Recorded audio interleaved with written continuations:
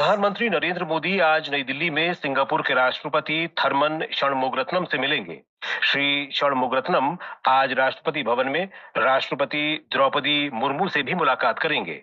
राष्ट्रपति मुर्मू ने उनके सम्मान में भोज का आयोजन किया है। राष्ट्रपति षणमुगरत्नम भारत की 5 दिन की यात्रा पर हैं। उनके साथ मंत्रियों और सांसदों सहित एक उच्च स्तरीय शिष्टमंडल भी आया है। सिंगापुर के राष्ट्रपति के रूप में श्री षणमुगरत्नम की ये पहली भारत यात्रा है। वे कल और शनिवार को ओडिशा के दौरे पर रहेंगे। गृह मंत्री अमित शाह आज मुंबई, चेन्नई, कोलकाता, बेंगलोर, हैदराबाद, कोच्चि और अहमदाबाद हवाई अड्डों पर fast track immigration trusted traveller कार्यक्रम का शुभारंभ करेंगे। इससे यात्रियों को विश्व स्तरीय प्रवासन सुविधाएं उपलब्ध होंगी और अंतर्राष्ट्रीय यात्रा निर्बाध और सुरक्षित बनेगी। गृह मंत्रालय के अनुसार आवेदकों को ftitp.mha.gov पर ऑनलाइन पंजीकरण कराना होगा। पंजीकृत आवेदकों का बायोमेट्रिक डेटा विदेशी क्षेत्रीय पंजीकरण कार्यालय या हवाई अड्डे पर उपलब्ध रहेगा। ये व्यवस्था देश के 21 प्रमुख हवाई अड्डों पर लागू की जाएगी। राष्ट्रीय राजधानी दिल्ली में वायु गुणवत्ता में गिरावट को देखते हुए वायु गुणवत्ता प्रबंधन आयोग ने चरणबद्ध कार्रवाई योजना ग्रैप 3 और 4 के तहत सभी कार्रवाई लागू करने का फैसला किया है। केंद्रीय प्रदूषण नियंत्रण बोर्ड के अनुसार दिल्ली में आज सुबह 7 बजे वायु गुणवत्ता सूचकांक 350 से ऊपर दर्ज किया गया। शहर के कुछ क्षेत्रों में सूचकांक गंभीर श्रेणी को पार करता हुआ 400 अंक से भी ऊपर पहुंच गया। अमेरिका ने भाभा परमाणु अनुसंधान केंद्र सहित 3 भारतीय प्रतिष्ठानों पर लागू प्रतिबंध हटा दिया है। अन्य 2 कंपनियों में इंडियन रेयर अर्थ्स और इंदिरा गांधी परमाणु अनुसंधान केंद्र शामिल हैं। अमेरिकी उद्योग और सुरक्षा ब्यूरो ने बताया कि इस निर्णय से साझा ऊर्जा सुरक्षा जरूरतों में सहयोग बढ़ेगा तथा विज्ञान और प्रौद्योगिकी में संयुक्त प्रयासों को बढ़ावा मिलेगा। ब्यूरो ने कहा कि हाल के वर्षों में भारत और अमेरिका ने शांतिपूर्ण परमाणु सहयोग तथा संबंधित अनुसंधान गतिविधियों में सहयोग बढ़ाया है। सरकार की प्रमुख पहल स्टार्टअप के आज 9 वर्ष पूरे हो रहे हैं। इस योजना का उद्देश्य देश में स्टार्टअप उद्यमों को बढ़ावा देना तथा नवाचार और उद्यमिता के लिए अनुकूल, सुदृढ़ और समावेशी माहौल बनाना है। हमारे संवाददाता ने बताया है कि स्टार्टअप इंडिया पहल के तहत भारत को रोजगार तलाशने वाले देश की जगह रोजगार सृजित करने वाला देश बनाने के लिए अनेक प्रयास किए गए हैं।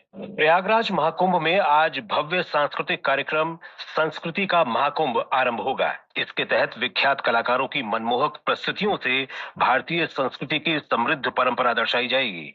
कार्यक्रम मुख्य मंच गंगा पंडाल में आयोजित होंगे। इसका शुभारंभ प्रख्यात गायक शंकर महादेवन की विशेष प्रस्तुति से होगा। यमुना और सरस्वती पंडालों में भी आज सांस्कृतिक कार्यक्रम होंगे। प्रयागराज में महाकुंभ के दौरान स्वास्थ्य देखभाल पर विशेष ध्यान दिया जा रहा है। स्वास्थ्य देखभाल के इन प्रयासों में एक पहल है नेत्र कुंभ। इसके माध्यम से दृष्टिबाधित लोगों के लिए विशेष प्रबंध किए गए। दिल्ली और राष्ट्रीय राजधानी क्षेत्र के कुछ हिस्सों में आज हल्की बारिश हुई। मौसम विभाग का पूर्वानुमान है कि शहर के कुछ हिस्सों में आज दोपहर तक बारिश होगी। विभाग के वरिष्ठ वैज्ञानिक डॉक्टर आर.के. जेनामणि ने आकाशवाणी को विशेष बातचीत में कहा कि पश्चिमी विक्षोभ की सक्रियता से राजस्थान, पंजाब, हरियाणा और दिल्ली एनसीआर समेत उत्तर भारत प्रभावित हुआ है। खो खो विश्व कप 2025 में भारतीय पुरुष और महिला टीमों ने शानदार प्रदर्शन करते हुए क्वार्टर फाइनल में प्रवेश कर लिया है। नई दिल्ली के इंदिरा गांधी इंडोर स्टेडियम में भारतीय पुरुष टीम ने पेरू को 70-38 के बड़े अंतर से हराया। मैच के सर्वश्रेष्ठ खिलाड़ी रहे अनिकेत पोटे ने कहा कि उनकी रणनीति पहले मैच से ही स्पष्ट है। भारतीय नौसेना को 3 नए युद्धपोत मिलने को आज के सभी अखबारों ने मुख पृष्ठ पर दिया है। दैनिक जागरण की सुर्खी है, स्वदेशी युद्धपोत आईएनएस सूरत और नीलगिरी तथा पनडुब्बी वागजीर नौसेना बेड़े में शामिल। इस अवसर पर प्रधानमंत्री नरेंद्र मोदी के शब्दों को जनसत्ता ने दिया है, हमारे सैन्य सामर्थ्य नहीं। दिल्ली आबकारी घोटाले से जुड़े धन शोधन मामले में प्रवर्तन निदेशालय को पूर्व मुख्यमंत्री और आम आदमी पार्टी संयोजक अरविंद केजरीवाल के खिलाफ मुकदमा चलाने की मंजूरी मिलने को दैनिक भास्कर सहित कई अखबारों ने सुर्खी बनाया है। शौचालय सिर्फ जरूरी सुविधा नहीं, मौलिक अधिकार। सर्वोच्च न्यायालय की ये टिप्पणी हिंदुस्तान में है। शीर्ष अदालत ने देश भर के अदालत परिसरों में महिलाओं, दिव्यांगजनों और ट्रांसजेंडरों के लिए शौचालय और अन्य मूलभूत सुविधाएं सुनिश्चित करने के दिए निर्देश। प्रयागराज महाकुंभ में बिछड़ों को मिला रहे बिजली के खंभे। राष्ट्रीय सहारा के अनुसार पूरे मेला क्षेत्र में 50,000 बिजली के खंभों पर QR कोड लगाए गए।